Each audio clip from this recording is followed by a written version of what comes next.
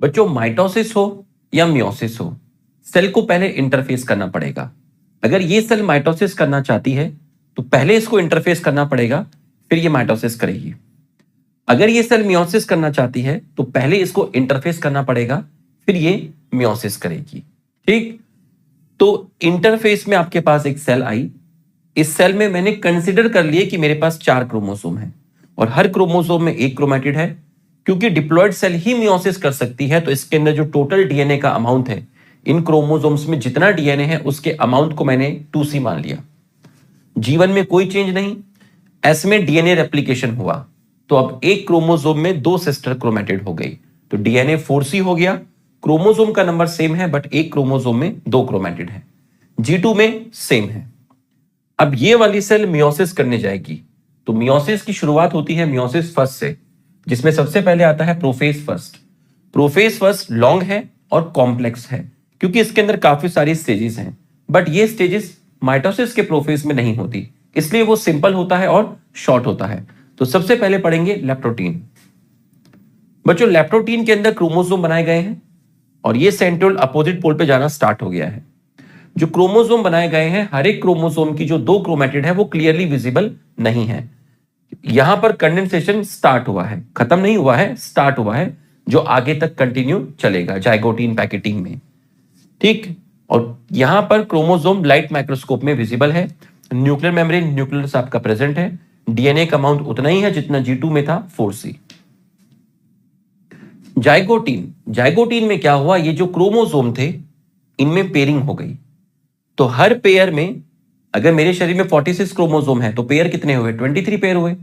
तो हर पेयर में 2 क्रोमोसोम है, जिसमें से एक मेरी मम्मी से आया है और एक मेरे पापा से आया है। ठीक, 23 मम्मी से आया, 23 पापा से आया। तो हर पेयर में 2 क्रोमोसोम, एक मम्मी का और एक पापा का। मम्मी को मैटरनल, पापा को पैटर्नल। और ये जो क्रोमोसोम होते हैं इनका साइज लगभग सेम होता है और इनको होमोलोगस क्रोमोसोम बोलते हैं। तो ये दोनों होमोलोगस क्रोमोसोम है जो साथ में आ गए। तो पेयरिंग ऑफ होमोलोगस क्रोमोसोम, जिसमें एक मैटरनल एक पैटर्नल है, सिनेप्सिस बोलते हैं। क्यों हुआ बताएंगे। और साथ में लाने के लिए कुछ प्रोटीन हेल्प करते हैं, उन प्रोटीन को बोलते हैं सिनेप्टोनिमल कॉम्प्लेक्स। कॉम्प्लेक्स प्रोटीन होते हैं।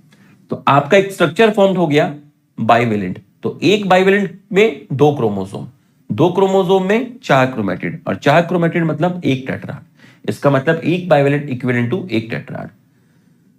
लेकिन टेट्राड वर्ड बेटर यूज करते हैं पैकेटिंग में, क्योंकि यहां पर चारों क्रोमैटिड जो हैं एक बाइवेलेंट की चारों क्रोमैटिड क्लियरली विजिबल नहीं होती, क्लियरली डिस्टिंक्ट नहीं होती।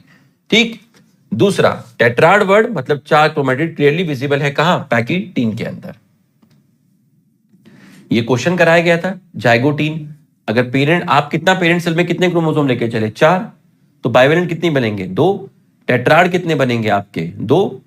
क्रोमोसोम कितने हैं, जितने लेके चले उतने ही हैं। ठीक, क्रोमैटिड कितनी होगी, एक क्रोमोसोम में 2 क्रोमैटिड, 4 क्रोमोसोम में 8 क्रोमैटिड। ठीक है, और सेंट्रोमियर कितने होंगे, जितने क्रोमोसोम उतने सेंट्रोमियर। ठीक, पहली जो 2 स्टेजेस होती हैं लेप्टोटीन और जाइगोटीन, वो शॉर्ट होती हैं। किसके कंपेयर में, थर्ड स्टेज के, जिसको आप बोलते हैं पैकीटीन। नेक्स्ट है आपका पैकेटीन। पैकेटीन के अंदर आपकी जो 2 क्रोमोसोम थे एक बाइवेलेंट में, उनकी जो ये वाली क्रोमैटिड्स हैं इनको नॉन सिस्टर बोलते हैं। एक ही क्रोमोसोम की 2 क्रोमैटिड सिस्टर, अलग अलग क्रोमोसोम की 2 क्रोमैटिड नॉन सिस्टर। तो नॉन सिस्टर क्रोमैटिड में जो जेनेटिक मटेरियल था, जो डीएनए था, वो एक्सचेंज हो गया। इसको बोलते हैं क्रॉसिंग ओवर और रिकॉम्बिनेशन। एंजाइम हेल्प करता है रिकॉम्बिनेस, और क्रॉसिंग ओवर से हमारे अंदर वेरिएशन आती है। ठीक, और क्रॉसिंग ओवर आपका, जिसको आप रिकॉम्बिनेशन बोल रहे हो, वो पैकेटीन के एंड में जाकर कंप्लीट होता है। ठीक, यहां पर चारों क्रोमैटिड आपको क्लियरली विजिबल है, तो आप टेट्राड वर्ड बेटर यहां यूज करते हैं।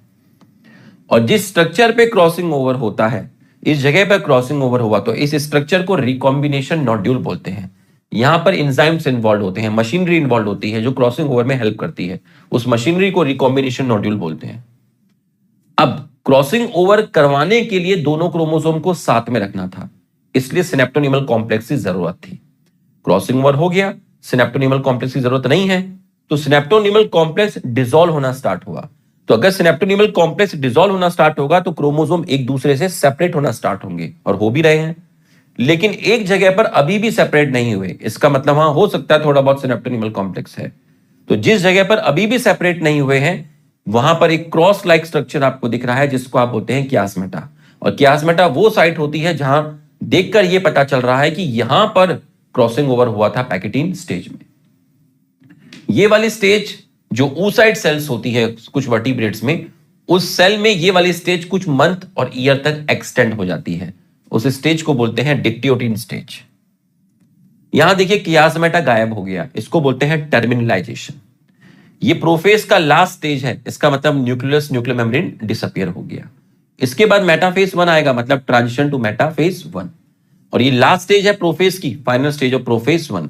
कंडेंसेशन क्रोमोसोम का कंप्लीट हो गया, सेंट्रोइड अपोजिट पोल पर आ गया और आपकी स्पिंडल फाइबर फॉर्म्ड हो गई। ये टेबल में आप देख लीजिए, 2C था, फिर 4C 4C 4C 4 4 4। तो बच्चों रिवीजन कैसा लगा कमेंट करके जरूर बताइएगा। Thank you.